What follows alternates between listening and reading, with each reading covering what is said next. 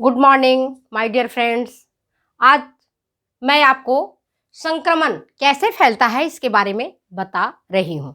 मेरे प्यारे बच्चों, मैं 2-4 दिनों से आप लोगों के बीच उपस्थित नहीं हो पाई, जिसके पीछे मेरा स्वास्थ्य का खराब होना था। सर्दी जुकाम बुखार आ रहा था, इसके कारण मैं आप लोगों के बीच में उपस्थित नहीं हो पाई। तो चलिए, जो हमने पहले पढ़ाए थे कि इन्फेक्शन किसको कहते हैं और इन्फेक्शन क्यों फैल रहा है, इसी चीज़ को हम आगे जानना चाहते हैं। इन्फेक्शन क्यों फैलता है आपको पता है कि जब भी कोई बाहरी जीवाणु, रोगाणु या वायरस हमारे बॉडी में एंटर करता है तो हमारे रक्त में होता है WBC, श्वेत रक्त कणिकाएं, जो सुरक्षा प्रहरी की तरह काम करता है, एक चौकीदार की तरह काम करता है, सीमा प्रहरी की तरह काम करता है और जो बाहरी जीवाणु, विषाणु या रोगाणु है उसके साथ मिल करके उसको मार देता है। अगर इस मारने की प्रक्रिया के दौरान जीवाणु, विषाणु जो हमें रोग को फैलाने का काम कर रहे हैं, जो हमारे शरीर के स्वास्थ्य का दुश्मन है, उनको अगर हमारा WBC या हमारा एंटीबॉडी जिसको मार के खत्म कर देता है तो हम स्वस्थ रहते हैं। इसके विपरीत अगर रोगाणु, विषाणु, जीवाणु ही आतंकवादी की तरह हमारे WBC को मार देता है, हमारे एंटीबॉडीज को खत्म कर देता है, हमारे बॉडी के इम्यून सिस्टम को नष्ट कर डालता है, तो हम बीमार हो जाते हैं। जैसा कि हमने पहले बताया था आपको, पिछले वीडियो में आप जा सकते हैं, आप देखिए उनको, डिटेल्स आपको पता चल जाएगा कि इन्फेक्शन क्यों हो रहा है। तो इन्फेक्शन इसी कारण हो रहा है, जो हम बीमार पड़ रहे हैं, चाहे में सर्दी जुकाम बुखार हो गया हो या डेंगू हो गया है या कोरोना हो गया है, तो वातावरण में लाखों हजारों की संख्या में रोगाणु तैरते रहते हैं, जो हमारे सांस के माध्यम से हमारे बॉडी के अंदर एंटर करते हैं। जैसे मान लो कि कोई मच्छर ही आपने को खा गया, काट लिया, तो मच्छर के लार में अगर प्लाज्मोडियम वाइवेक्स है, जो एक प्रकार का प्रोटोजवा है, या डेंगू का फैलाने वाला वायरस है, तो वो हमारे बॉडी में एंटर करता है और हमारा इम्यून सिस्टम उसके साथ ढुसुम ढुसुम करता है, लड़ाई करता है। इस ढुसुम ढुसुम के दौरान अगर WBC जो हमारा इम्यून सिस्टम है अगर स्ट्रांग हुआ तो उसको खत्म कर दिया मार के, और अगर वो स्ट्रांग रहा, हमारे WBC को, हमारे इम्यून सिस्टम को खत्म कर दिया, तो हम बीमार पड़ गए। समझ गए बात को? तो अब ये देखते हैं, आज हम बता रहे हैं आपको कि क्या क्या चैनल है, कौन कौन से माध्यम है जिसके माध्यम से हमारा बीमारी फैलता है। चैनल्स कौन कौन से माध्यम है? तो माध्यम तो मैं आपको बताऊं बेटे, जो इंपॉर्टेंट है, एक तो होता है ह्यूमन बींग्स जिसके माध्यम से फैलता है, मानवीय स्रोत। दूसरा होता है नॉन लिविंग, निर्जीव स्रोत, निर्जीव स्रोत। और तीसरा होता है आपका कौन से? लिविंग में, जो पैरासाइट्स हो सकता है ना, पैरासाइट्स हो सकता है, मक्खियां हो सकती है, फ्लाइज, वर्म्स हो सकते हैं, कृमि, जिसको हम हिंदी में कृमि बोलते हैं। ये सारे चीजें हैं जो हमारे रोग को फैलाते हैं। अब ह्यूमन बींग्स के में कैसे रोग फैलता है, ये देखिए ध्यान से। सलाइवा, हमारा जो लार है, इसके माध्यम से भी रोग फैलता है। बोलोगे कैसे?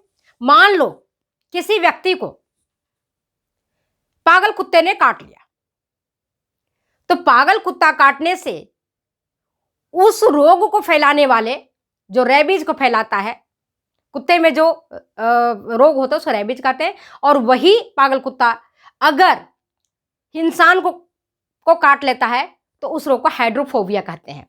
हाइड्रोफोबिया मतलब क्या होता है? हाइड्रो मीन्स वाटर, आप जानते होंगे, और फोबिया मीन्स फियर, जिसको जल देख करके डर लगने लगे। तो यह जो रोग है, वह रोग आपको कैसे फैलता है? यह रोग आपको फैलता है कुत्ता के काटने से। तो जब कुत्ता काटता है तो उसके लार के माध्यम से रेबीज के जो रोगाणु थे, वह रोगाणु प्रवेश कर जाता है व्यक्ति के ब्लड में। अब ब्लड में प्रवेश करने के बाद रोग अपना प्रकोप देखता है। तो ये जो सलाइवा है ना, तो सलाइवे के कारण आपके ये रोग फैलते हैं। जैसे हाइड्रोफोबिया मैंने अभी आपको बताया, उसके कारण फैलेगा। लार के द्वारा आपका हुपिंग कफ फैलेगा, क्योंकि लार में कई प्रकार के रोगाणु और जीवाणु होते हैं। आप विश्वास नहीं करेंगे, अपने दांत और दांत के भीतर जो गंदगी है, उस गंदगी में हजारों लाखों की संख्या में कीटाणु हैं जो रोग को फैलाने का काम करते हैं। इसीलिए हमें ब्रश करना, मंजन करना नितांत आवश्यक होता है प्रातःकाल उठ करके। और जो लार आप सोते हो तो देखते हो कि लार टपकता है। आप देखो, अनुभव करो, लार टपकता है। लार क्यों टपकता है? ताकि मुंह के भीतर बहुत सारे जो रोगाणु विषाणु चल रहे हैं वो शरीर में प्रवेश ना कर पाए, पेट में प्रवेश नहीं कर पाए और लार में ही चिपक करके रह जाए। ठीक है, तो लार भी एक हमारा माध्यम है रोग को फैलाने का। दूसरा होता है रेस्पिरेशन, रेस्पिरेटरी मार्ग आप कह सकते हो। रेस्पिरेशन, श्वसन के माध्यम से कई प्रकार के रोग फैलते हैं। जब हम सांस लेते हैं, जब हम बोलते हैं, हम छींकते हैं, हम थूकते हैं, तो बोलने के दौरान छोटे छोटे ड्रॉपलेट्स, आप देखो करके, बोलते हो तो छोटे छोटे ड्रॉपलेट्स मीटर 2 मीटर की दूरी तक फैलता है और उस ड्रॉपलेट्स में कई प्रकार के रोगाणु और कीटाणु होते हैं जो हमारे बॉडी के अंदर होते हैं। तो इसीलिए हम मास्क लगाते हैं। आज जो कोरोना के दौरान कोरोना इतना फैला और उसके कारण जो हम मास्क लगा रहे हैं, इसके पीछे रीजन यही है। मास्क लगाने के पीछे रीजन यही है कि अगर कोई व्यक्ति बोलता है, खांसता है, चीखता है, थूकता है, तो उसके माध्यम से जो रोगाणु, जो कोरोना के वायरस या जो दूसरे प्रकार के रोगाणु हो, वो एक व्यक्ति से दूसरे व्यक्ति में ना फैले, वहां तक ना पहुंचे और वो ड्रॉपलेट्स बाहर ही रह जाए, अंदर ना जाए। इसीलिए हम मास्क का उपयोग कर रहे हैं। तो रेस्पिरेटरी मार्ग से हमारे कई प्रकार का बीमारी फैलता है, जैसे जुकाम, खांसी, खसरा, निमोनिया, कोरोना का जो वायरस है, ये सब रेस्पिरेटरी मार्ग से फैलते हैं। अगर घर में भी देखो, अगर एक व्यक्ति सर्दी जुकाम बुखार से पीड़ित होता है तो दूसरे व्यक्ति को भी ये सर्दी जुकाम बुखार हो जाता है और पूरे परिवार को होता है। आप देखो, डेंगू में भी वही सेम स्थिति है। तो डेंगू हमारे मच्छर काटने से फैलता है, अभी रेस्पिरेशन से उसका कोई लेना देना नहीं है। तो जो रोग के जीवाणु या रोगाणु, जिसको हम पैथोजेंस बोल सकते हो, उसमें वायरस भी आ सकता है, बैक्टीरिया भी आ जा सकता है। तो ये जो चीज है वो रोग को फैलाने का काम करते हैं। नेक्स्ट आता है इंटेस्टाइनल मार्ग। इंटेस्टाइन हमारा आंत और मल मूत्र के माध्यम से, मल मूत्र जो हम डिफिकेशन करते हैं, जो हमारा स्टूल होता है, उसमें भी कई प्रकार के पैथोजेंस होते हैं और वो मल मूत्र के त्यागने के दौरान या कोई उल्टी आदमी करता है, रोगी व्यक्ति उल्टी करता है, तो उसकी उल्टी में वोमिटिंग के दौरान जो वेस्ट निकलता है, जो स्टूल निकलता है, उसमें भी कई प्रकार के रोगाणु होते हैं। उस रोगाणु के कारण वह रोगाणु मक्खियों के माध्यम से, जैसे आप देखते हो मक्खियां क्या करती हैं, गंदे जगहों में बैठती हैं, नालियों में बैठती हैं, मल मूत्र बैठती हैं, उल्टी पर बैठती हैं और फिर वो मक्खियां अपने पैरों के माध्यम से, अपने पंखों के माध्यम से उस रोगाणु को लाती हैं। और रोगाणु को लाने के बाद अगर वो स्वस्थ खाना पर बैठ जाती हैं, जैसे आप देखो बाजार में देखते हो तो खुली जलेबी रहती है, खुली पेड़े रहते हैं, मिश्री रहती है, तो जो भी चीज़ रहती है उस पर जाकर के वो बैठ जाती है। बैठने के बाद वहाँ रोगाणु वो छोड़ देती है। इसी प्रकार से अगर आपका घर है और घर में आपने लापरवाही करी, आपने भोजन बनाया और भोजन को नहीं ढका, कवर नहीं किया, तो उस भोजन में डस्ट भी उड़ के आएंगे और डस्ट के माध्यम से भी रोगाणु आएंगे और आपकी मक्खियां भी उस पर बैठ बैठ करके अपने पंखों और परों से, है ना, पैरों से रोगाणु को फैलाती हैं। समझ गए? तो रेस्पिरेशन आपको समझ में आ गया, इंटेस्टाइनल मार्ग से समझ में आ गया। तो कृमि रोग जो है, वर्म्स आपका है ना, गोल कृमि, राउंड कृमि, ग्यूनिया वर्म, ये सारे जो मैंने आपको बताया, या थ्रेड वर्म जिसको डोरा कृमि कहते हैं, ये मलमूत्र में इकट्ठा रहते हैं, छोटे छोटे जीवाणु रहते हैं, छोटे छोटे रहते हैं, बहुत कीड़े के समान कृमि।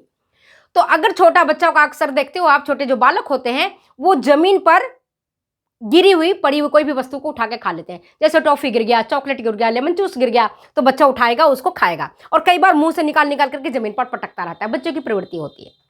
लेकिन जो मैंने आपको बताया, ये मलमूत्र त्यागने के पश्चात अगर हम हाथ को ढंग से नहीं धोते हैं तो हमारे नाखूनों के भीतर वो रोगाणु अंदर प्रवेश कर जाते हैं और फिर हमारे कई बच्चे नाखून चबाते हैं, देखते हो ना, बच्चे बैठे बैठे नाखून चबाते हैं, तो नाखून में भी कई प्रकार के रोगाणु वगैरह होते हैं जो कि आपके शरीर में प्रवेश कर जाते हैं और रोगों को फैलाते हैं। समझ गए बात को। इसके बाद आता है स्किन, त्वचा।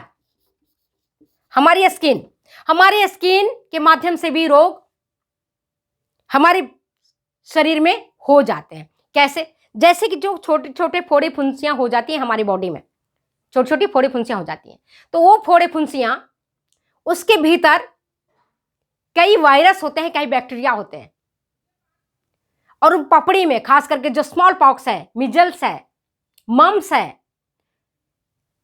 उनके माध्यम से ये रोग फैलते हैं। चेचक नाम सुना होगा, स्मॉल पॉक्स का, चिकन पॉक्स का, मिजल्स का। तो ये जो रोग है हमारी त्वचा के माध्यम से फैलता है।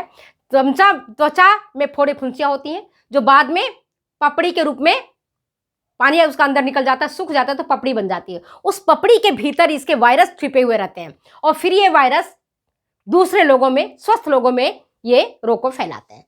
तो आपको ये समझ में आ गई स्किन। इसके बाद आता है सेक्सुअल ट्रांसमिशन। सेक्सुअल ट्रांसमिशन से मतलब यौन संपर्कीय रोग। अगर एक व्यक्ति का संबंध, एक लड़का एक लड़की अगर वैवाहिक जीवन के पश्चात सेक्सुअल इंटरकोर्स करता है तब उसे कोई बीमारी नहीं होती है।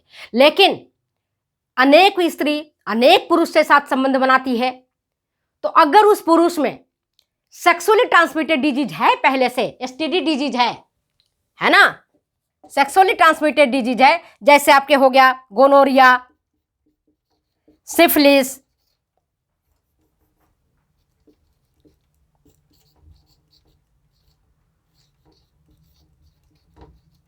एड्स, तो ये रोग दूसरे व्यक्ति में फैल सकता है। वेश्यावृत्ति जो व्यक्ति करते हैं, एक पुरुष अगर वेश्याओं के पास जाते हैं और उन्होंने बिना कंडोम का यूज किए हुए, बिना सेफ्टी मेजर्स अपनाए हुए उस वेश्या के पास जाते हैं तो उसके कारण भी रोग फैलता है। अगर वेश्या एड्स से पीड़ित है तो स्वस्थ व्यक्ति को भी, जो उसके साथ यौन संपर्क करता है, उसको भी फैल जाता है। इसी प्रकार से सिफिलिस है, बीमारी है, गोनोरिया है, ये सेक्सुअली ट्रांसमिटेड डिजीज है, यौन संपर्क के द्वारा फैलता है।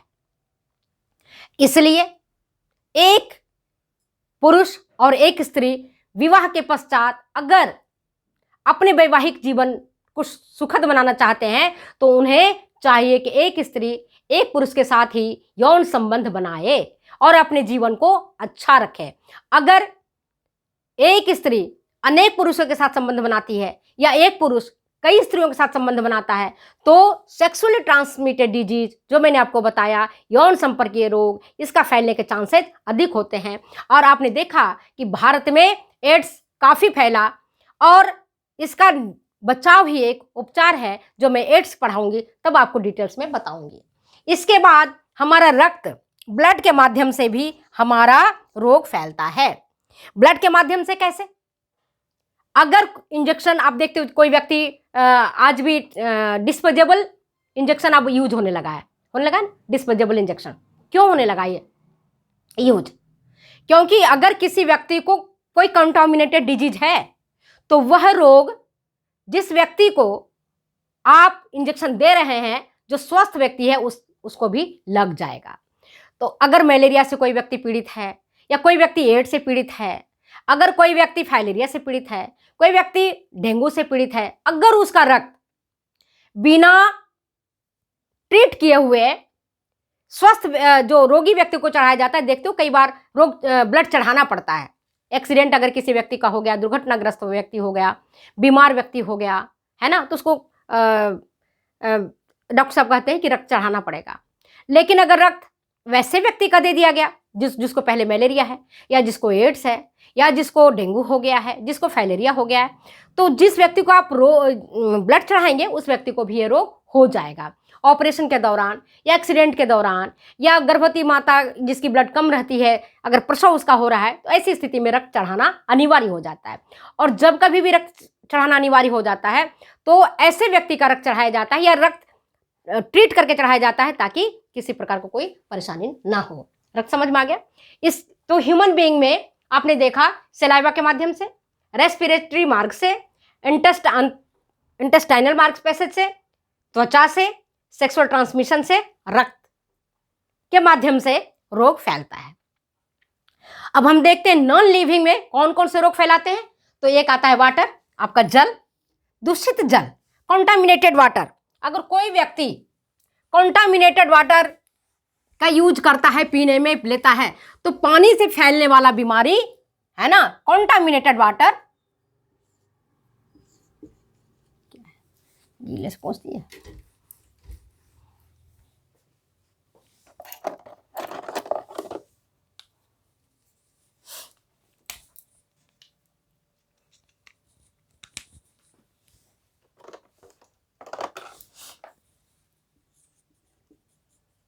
कॉन्टामिनेटेड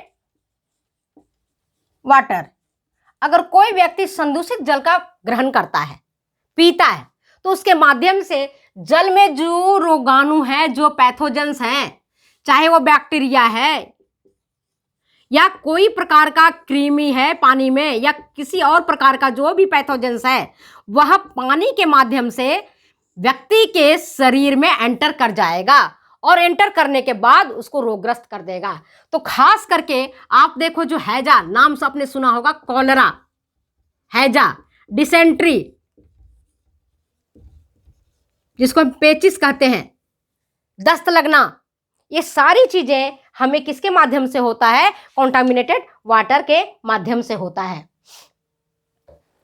टाइफाइड, ये भी आपका कॉन्टामिनेटेड पानी पीने से टाइफाइड जैसी बीमारी भी हो जाती है। इसके बाद आप देखो, नेक्स्ट फैलता है आपका एयर के द्वारा। तो जो एयरबॉर्न डिजीजेज हैं, जो डिजीजेज एयरबॉर्न है, जो हवा से फैलते हैं, हवा में जो मैंने भी आपको बताया, हवा में विभिन्न प्रकार के जीवाणु और विषाणु उड़ते रहते हैं और हमारी बॉडी में एंटर करते रहते हैं। लेकिन हमारे बॉडी का जो इम्यून सिस्टम है, अगर स्ट्रांग है इम्यूनिटी, हमारा इम्यूनिटी पावर हमारा अगर स्ट्रांग है, तो जो भी वायरस, जो भी बैक्टीरिया हमारे बॉडी के अंदर आता है, उसके हमारी बॉडी खात्मा कर देती है, हम बीमार नहीं पड़ते हैं। पर एयर में जो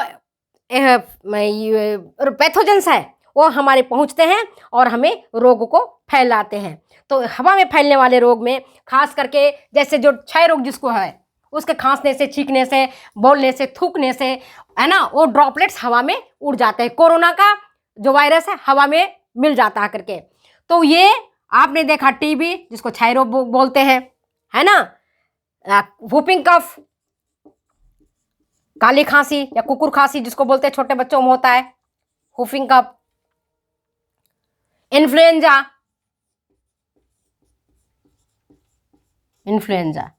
ये सारे रोग जो मैंने अभी आपको बताए, ये सब हवा से फैलने वाले रोग हैं। जैसे किसी व्यक्ति को टीबी हो गया, ट्यूबरकुलोसिस, हिंदी में उसको बोलते हैं राजएक्मा। अगर ये रोग हो गया किसी भी व्यक्ति को, तो आप देखोगे क्या होगा, वह व्यक्ति संक्रमण का शिकार हो जाएगा। तो एयर से फैलने वाली डिजीज है। नेक्स्ट आता है आपका डस्ट। धूल, धूल कण में जब धूल उड़ता है, अब खास करके आप देखो, अभी जब दीपावली का टाइम आया तो हम लोगों ने स्पष्ट इसको अनुभव किया है। जो पुराने धूल हैं, है ना, पुराने धूल हैं, वह धूल में हजारों लाखों किस्म के पैथोजेंस रहते हैं, रोगाणु रहते हैं। और वो रोगाणु आप देखो, जो व्यक्ति अस्थमा से पीड़ित है, उसको तो बहुत जल्दी अटैक करेगा पुराने धूल। जैसे धूल झाड़ते हैं, उनको एलर्जी करता है और बीमार पड़ जाते हैं। तो पुराने धूल में भी कई प्रकार के जो वायरस है, बैक्टीरिया है, वो उसमें रहते हैं और वो रोग को फैलाते हैं। तो डस्ट के माध्यम से भी कई प्रकार के रोग पहुंच जाते हैं, जिसमें आपको मैंने बताया टीबी, एंथ्रैक्स,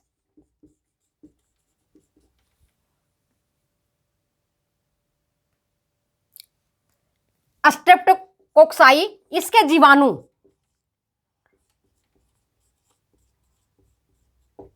है ना, इनके जीवाणु धूल में रहते हैं और कई प्रकार के रोगाणु, कई प्रकार के वायरस हमारे डस्ट में रहते हैं और उनको नुकसान पहुंचाते हैं। समझ गए बात को? अब समझ में आ गया आपको कि धूल से कैसे फैलता है। इसके बाद आता है भोजन। तो भोजन, अगर आपने दूषित भोजन ग्रहण कर लिया, कॉन्टामिनेटेड फूड,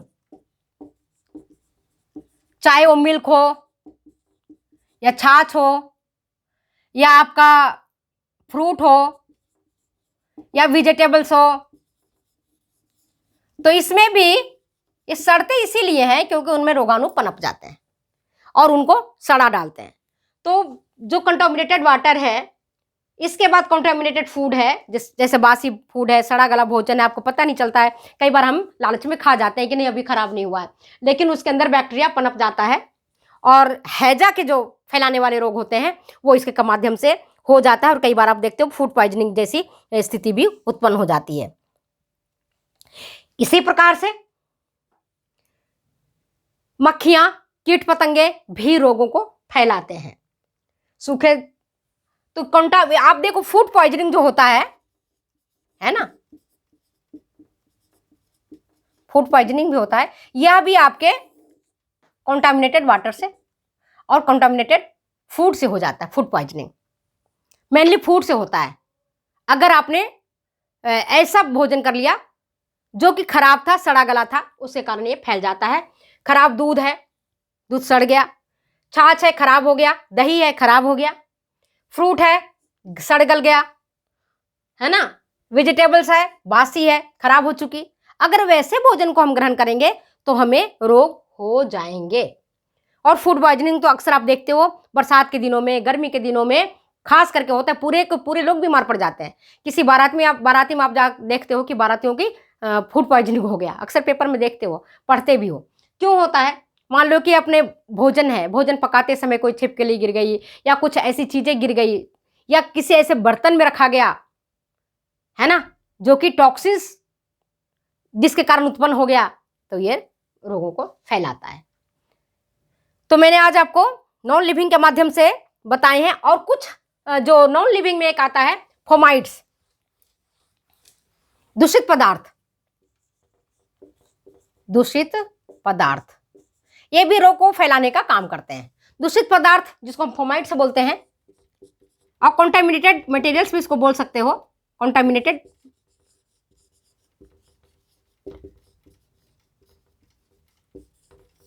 ये भी रोगों को फैलाने का काम करते हैं। कैसे?